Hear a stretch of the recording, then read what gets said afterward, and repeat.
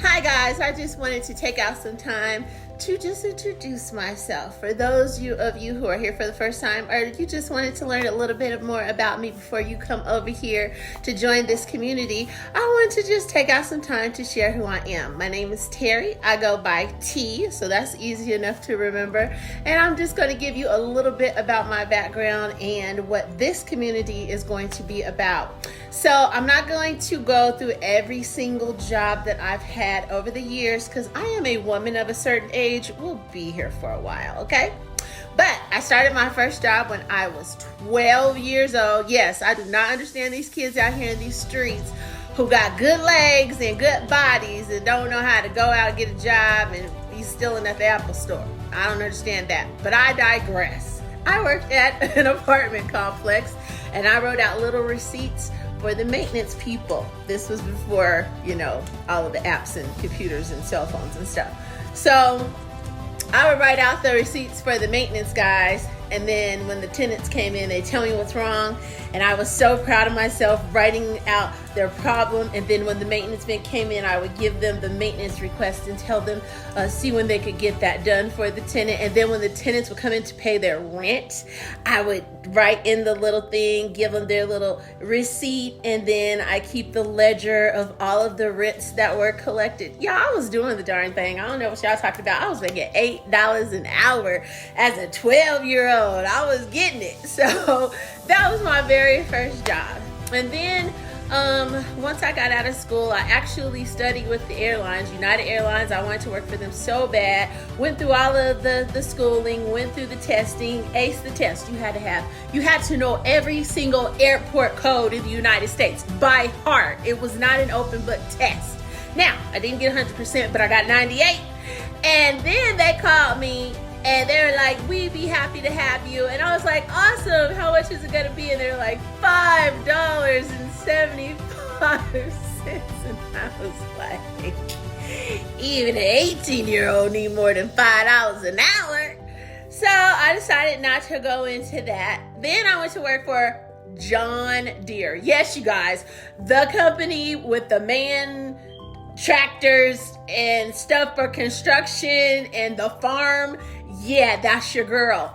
Went in. I wanted this job so bad. Y'all know why? Because it was paying $19 an hour. I will do anything for $19 an hour in 1992, okay? So I said, sir, I promise I could do this job. He said, young lady, I'm going to go ahead and take a chance on you. I am going to go ahead and give you this job, but you need to know that you are going to be working with 50 men on the production floor. And hush, Mia.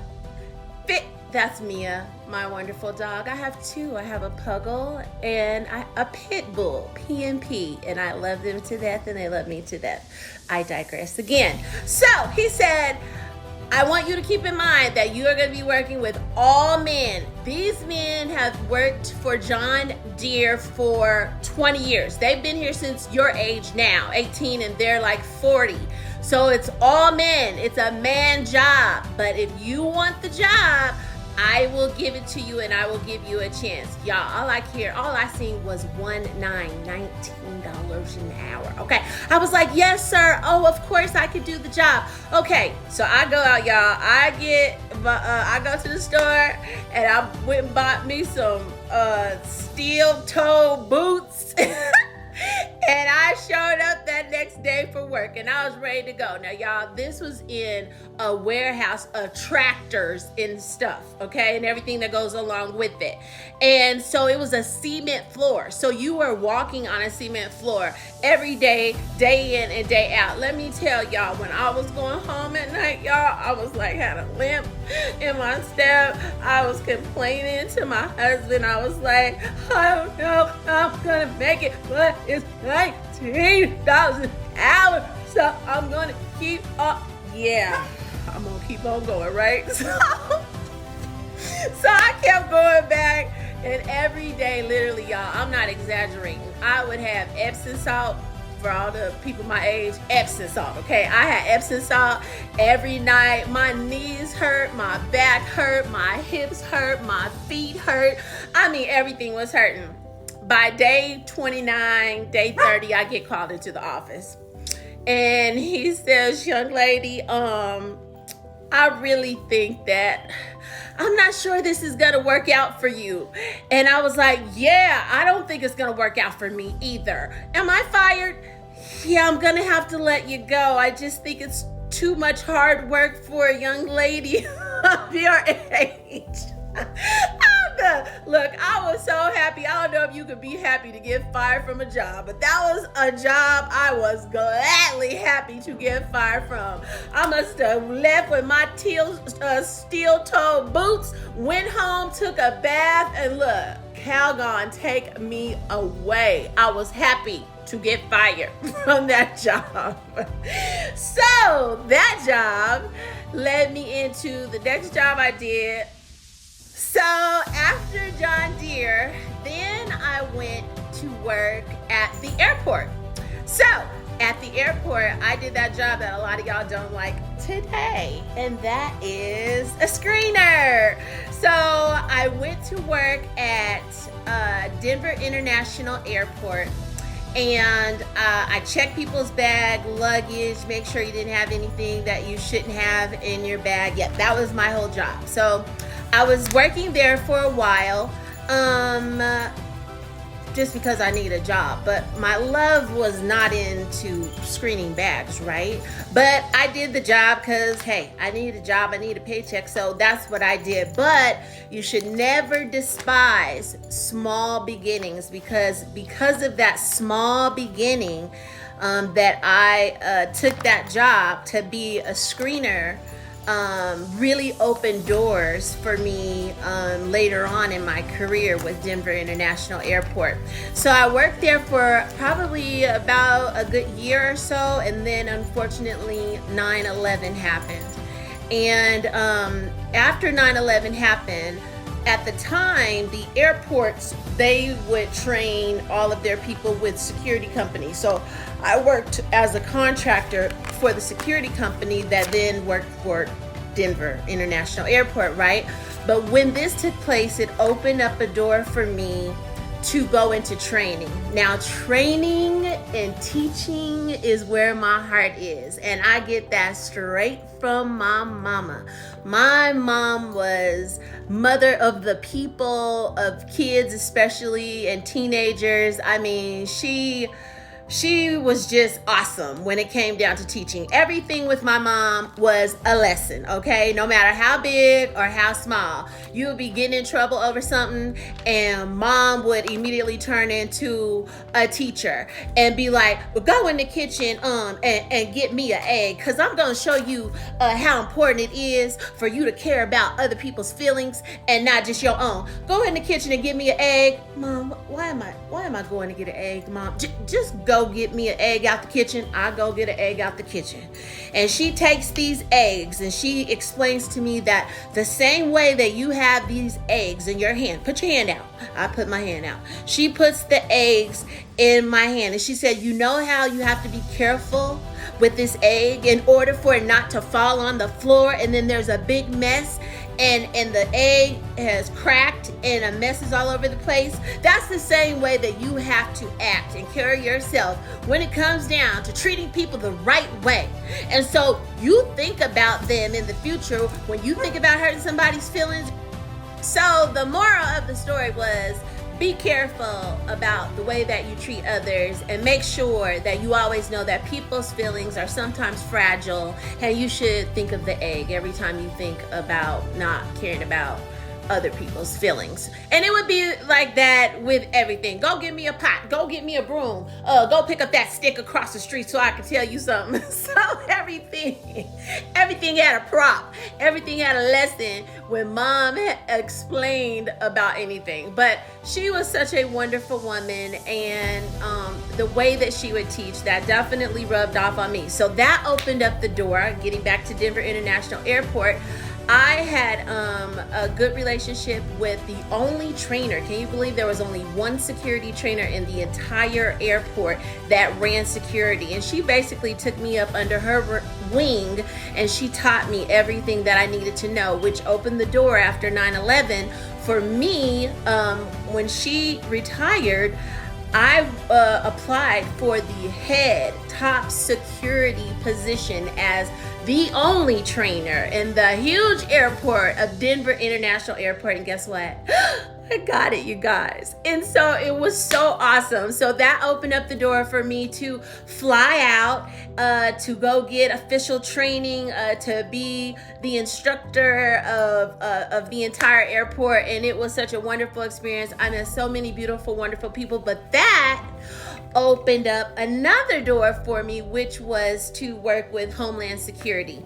And so I ended up going to work for Lockheed Martin and Homeland Security, and I traveled all over the United States revamping airports. And I started out as a trainer, and then I ended up being a security director, and I would travel all around to airports to make sure that everything was put in place in order for their security procedures were all set up and everything was working properly. So it was a totally awesome job, just meeting hundreds, thousands of people, and it was just a wonderful job. So after Lockheed Martin and Homeland Security, when I came back off the road, because at the time I had a little one by this time, and he would call me every night and he would say, "Mom, where are you?" And I would say, "Mommy's in a hotel."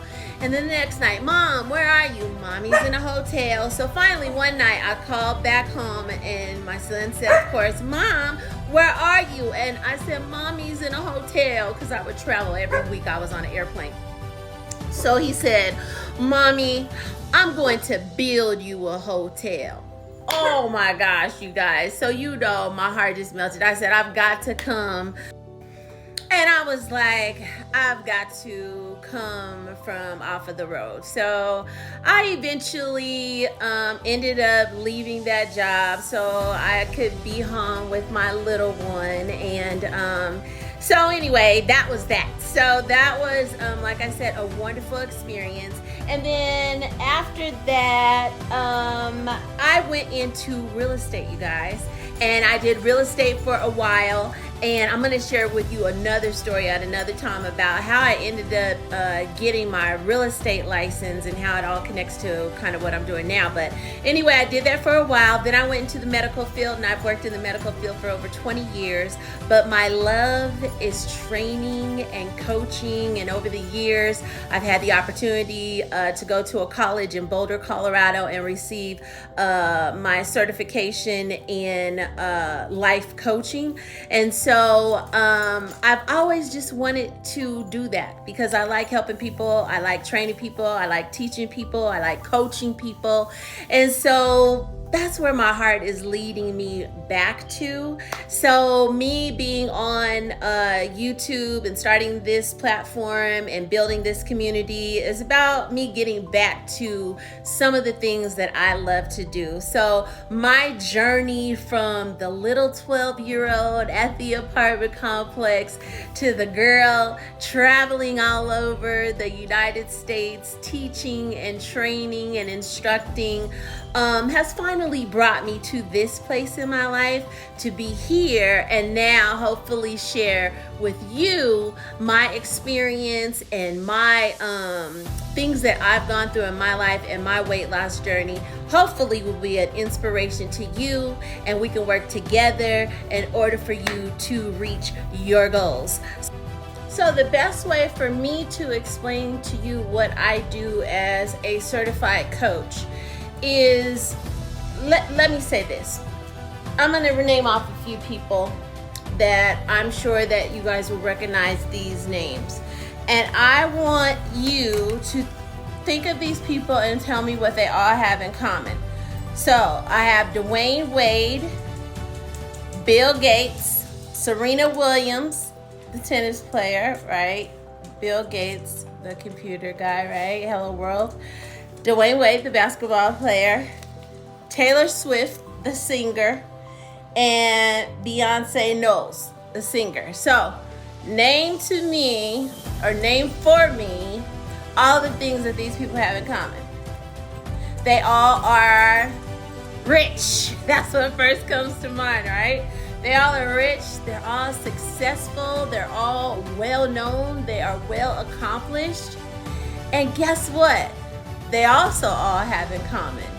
No matter how successful they've been in the past, no matter how much money they've made, no matter how many wonderful things they've done, they have had coaches as a part of their life. Now, could you imagine Dwayne Wade or Michael Jordan coming into practice one day and saying, hey, I am the best, and you know what? I don't need any coaches. I got this from now on.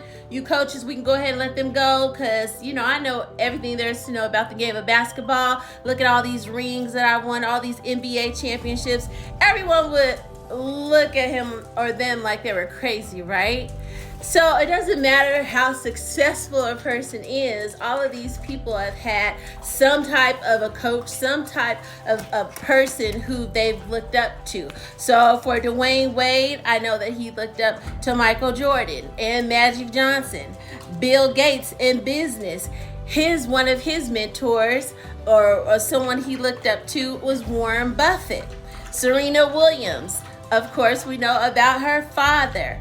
And also Patrick, I want to say Maratalu was one of her coaches.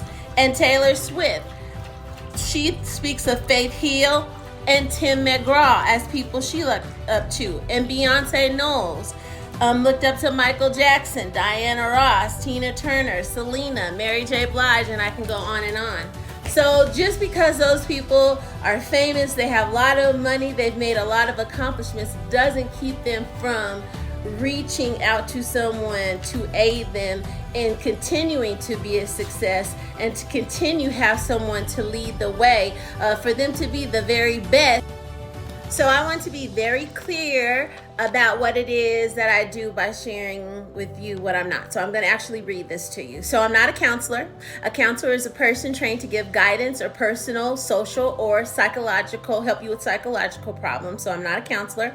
A therapist is an individual or trained professional who helps people with mental or physical issues through therapy. So I'm not a therapist. I am a coach. So the definition by coach is I partner with you as my client, helping you to achieve your goals and overcome challenges and make changes in your life. I help you identify your own strengths and use that power to create changes that you deserve and that you say that you want. So I'm there with you, fighting the fight in the ring, reaching the goals and pushing you towards what you say that you want in your life. So I am a sounding board for you, and we work together until we reach the summit. So I am so excited to get started in this journey with you, and I'm so happy to have you a part of this community. So welcome to Fat, Fit, and Sometimes in Between. Mwah!